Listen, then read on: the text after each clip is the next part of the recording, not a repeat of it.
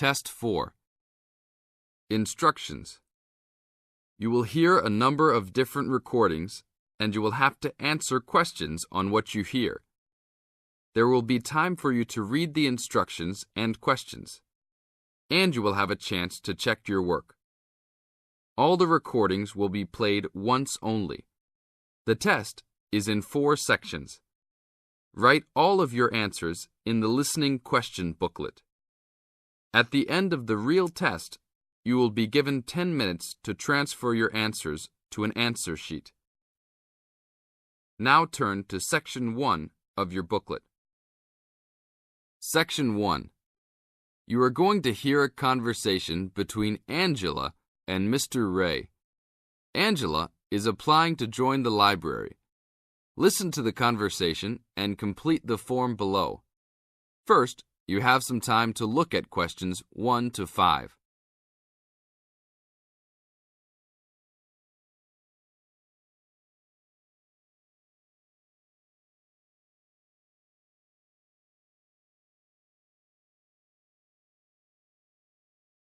You will see there is an example which has been done for you. On this occasion only, the conversation relating to this will be played first. Hello, how can I join the library? Well, you need to make an application. Would you like to do it now? Yes, if I can. One moment and I'll get the form.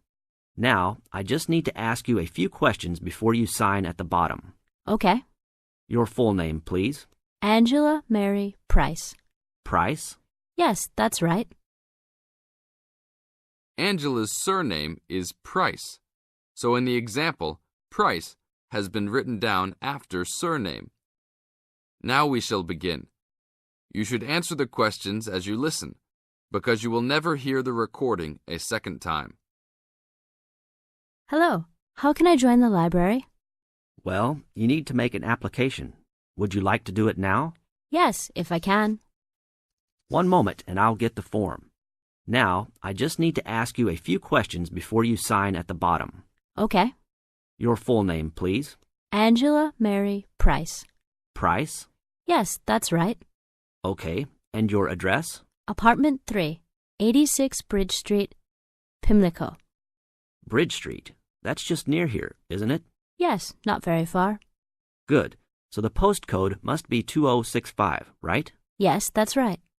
Now, your telephone number. I need both home and work if you have them. My home number is 8763-5142, and work is 8456-1307. Do you need anything else, like ID or something? Yes, your driver's license will do, if you have one. Right. It's easy to remember. I know it by heart. 4040AC. I'm afraid I'll also need to see it. Okay, here it is. Thanks. And your date of birth, please? 24 March 1981. Okay, thanks. That's the most important part completed. But if you don't mind, I'd also like to ask you a few questions for a survey we're conducting. Yes, that's okay. Now you have some time to read questions 6 to 10.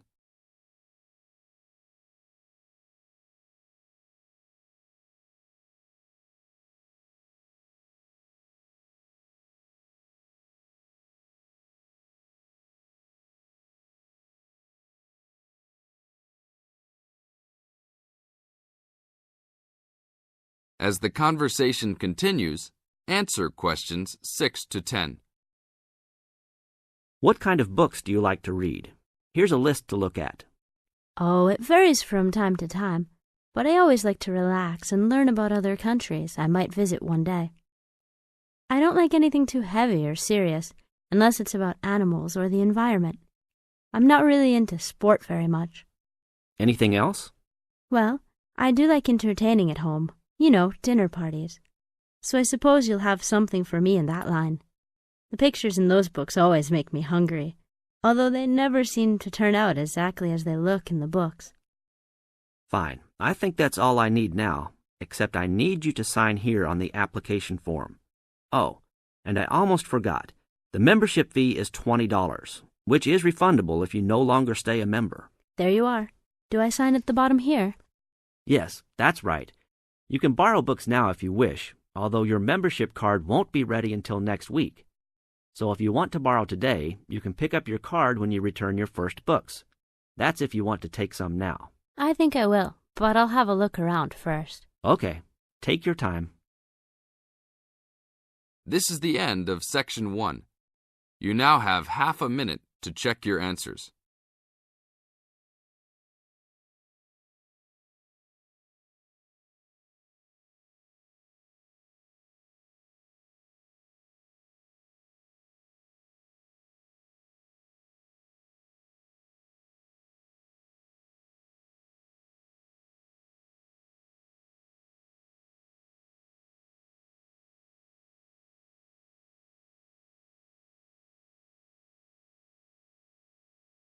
Now turn to Section 2. Section 2. You are going to hear a lecture about dining services. First, you have some time to look at questions 11 to 14.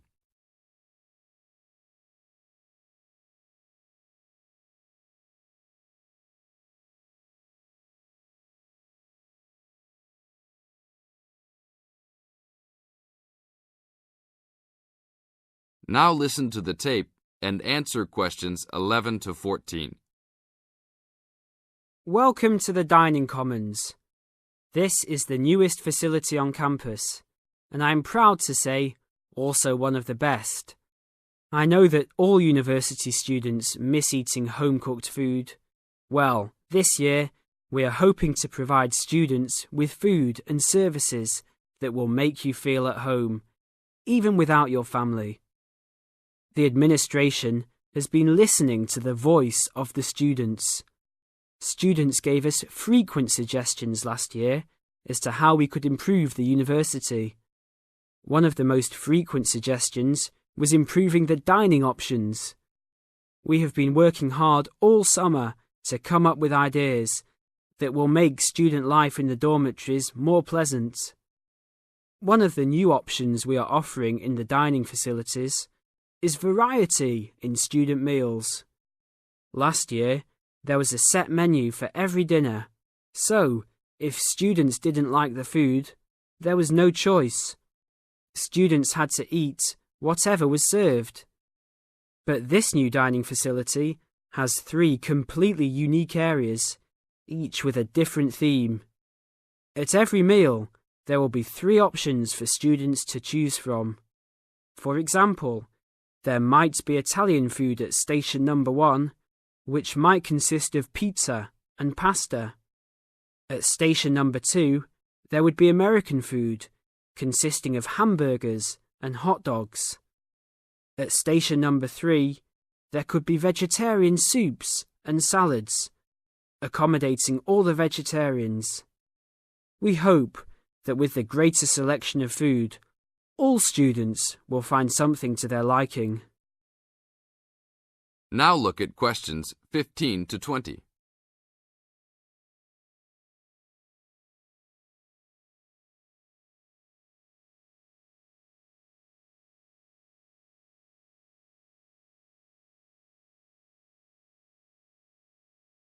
Now listen to the tape and answer questions 15 to 20. Not only will students have more options, the food will also be better. Each section of the facility will have a head chef. These are real chefs that have been trained in culinary school and have been hired specifically by the school to work in the dining facilities. All of the chefs have a speciality. The school is hoping that these chefs will prepare better tasting and more nutritious food. Every student will be able to make suggestions and also give their input as to which menus taste better. Last year, many students complained that the dining facilities didn't have very convenient hours. This year, we hope to change that. We will open for breakfast at 6 a.m. to accommodate all the early risers.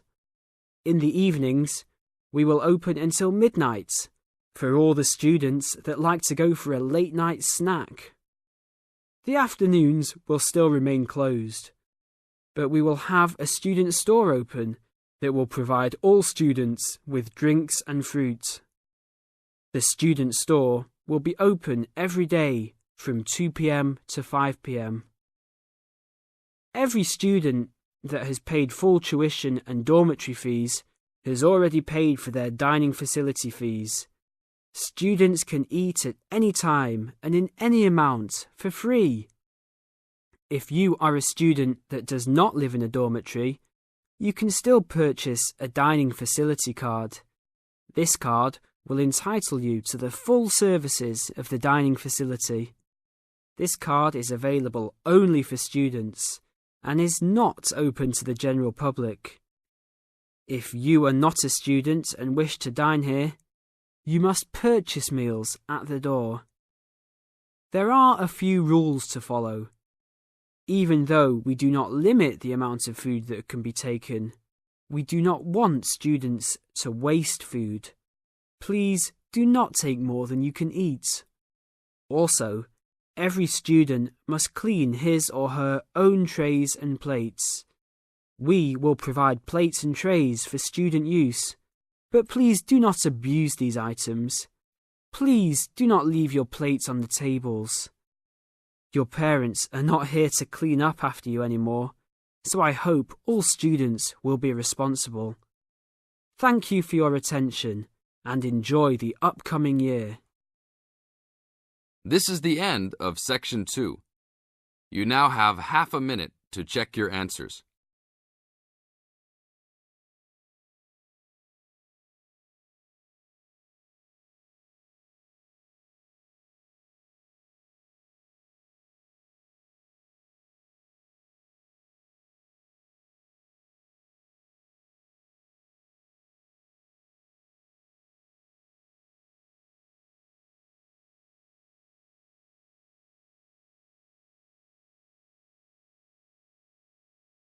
Now turn to Section 3.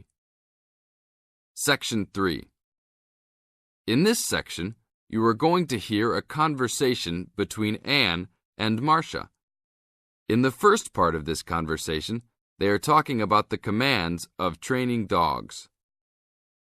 First, look at questions 21 to 25.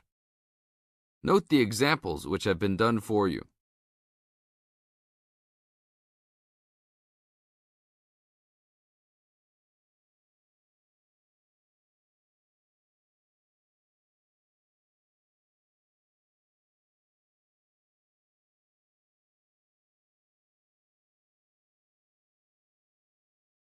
Now listen to the first part of the conversation and answer questions 21 to 25. Complete the table showing different commands for different forms of dog training.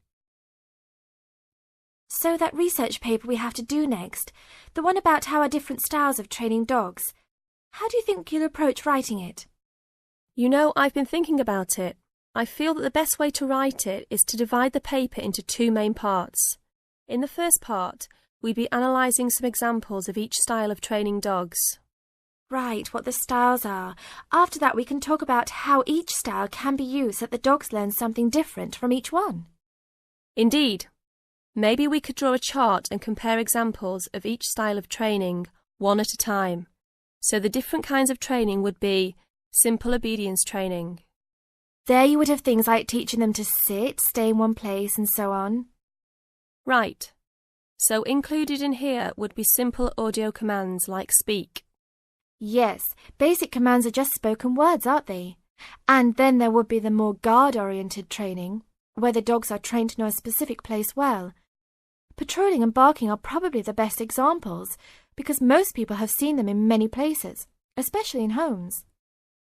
And this would lead us to the attack dog training, which is physical as well as spoken, training the dog to knock someone down, and even biting if they have to. Right, so there's another category as well, sniffing dogs, which make up the searching category. I've read that in the UK, every major airport and government building has these dogs to search for all kinds of dangerous items. In the second part of the conversation, Anne and Marcia talk about all kinds of training and what kind of dogs they are suitable to. Look at questions 26 to 30.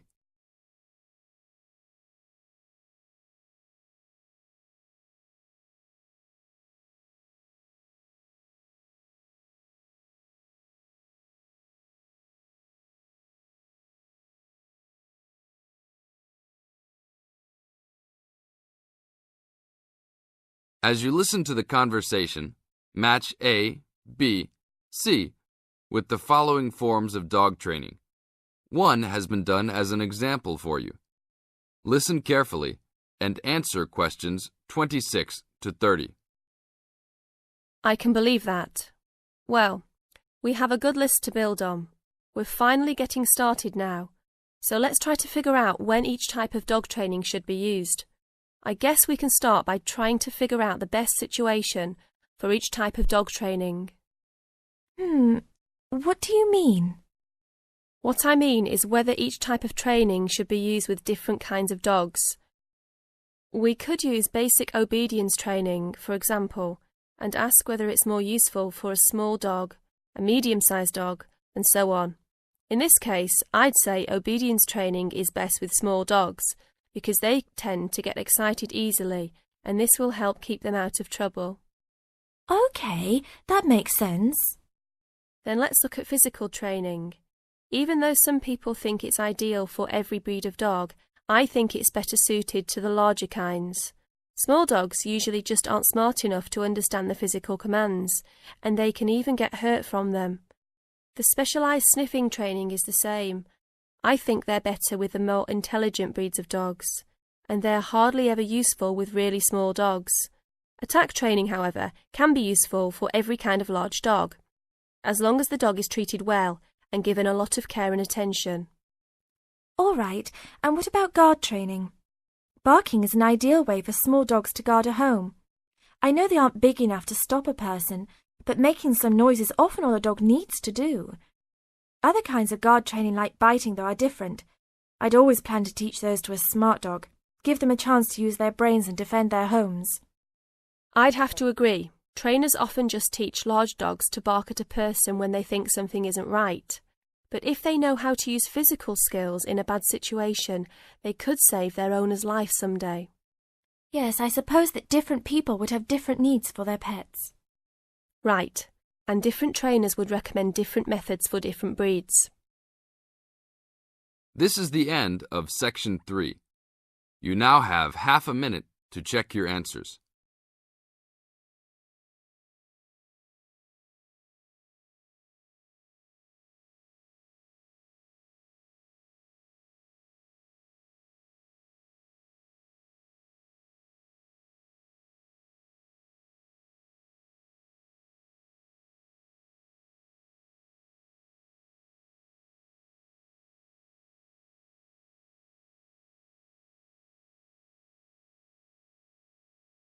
Now turn to Section 4. Section 4. You are going to hear a lecture about dorm rooms. First, you have some time to look at questions 31 to 40.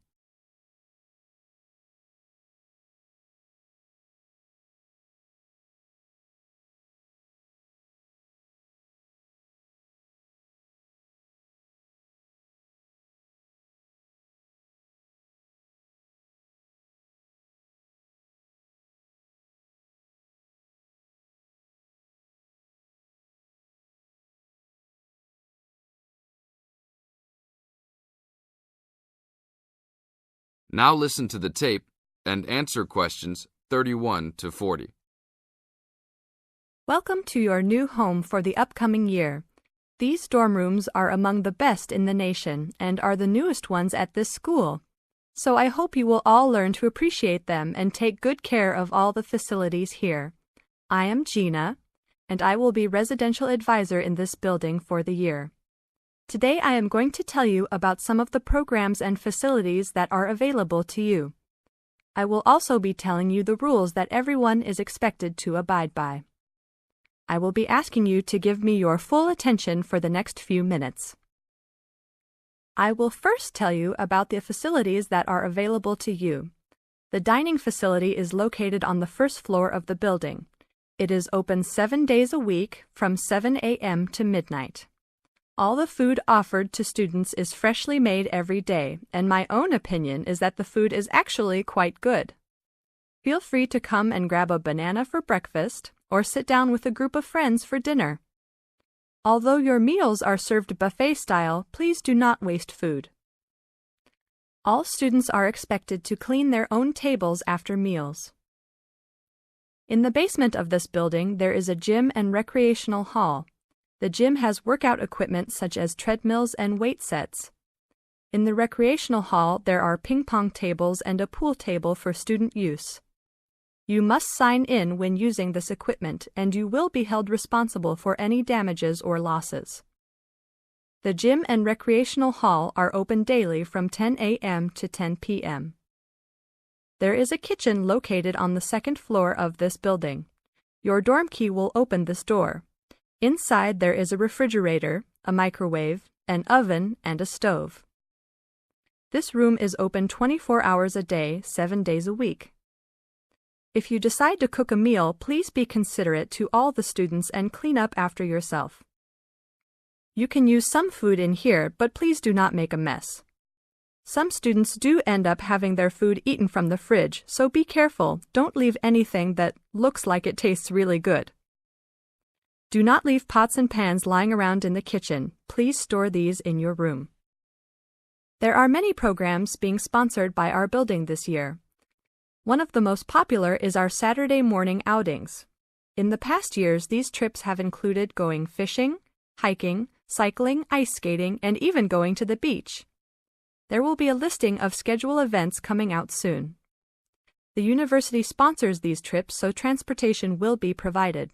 However, there are usually some costs associated, though they are usually minimal. Our building also has a volleyball team.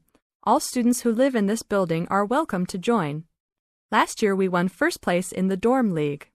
Please sign up at the front desk if you are interested as soon as possible, as there are only 20 spaces available based on a first-come, first-served rule. The last things I want to talk about are the rules of our building. I know rules can be boring, but they are necessary to ensure the welfare of everyone living here. First, noise levels must be kept to a minimum after 11 p.m. Many students have early classes, so for those of you that have the luxury of sleeping until 10, please don't stay up late making lots of noise. Secondly, all visitors must sign in at the front door. Even if you have friends that are regular visitors, they must still always sign in. This rule is to prevent theft and robbery from occurring. Thirdly, alcohol and drugs are not permitted in this dorm in any place or at any time. Lastly, just be safe and have a great time. University is the greatest time of your life, so make the most of it. Thank you all for your attention. This is the end of Section 4. You now have 30 seconds to check your answers.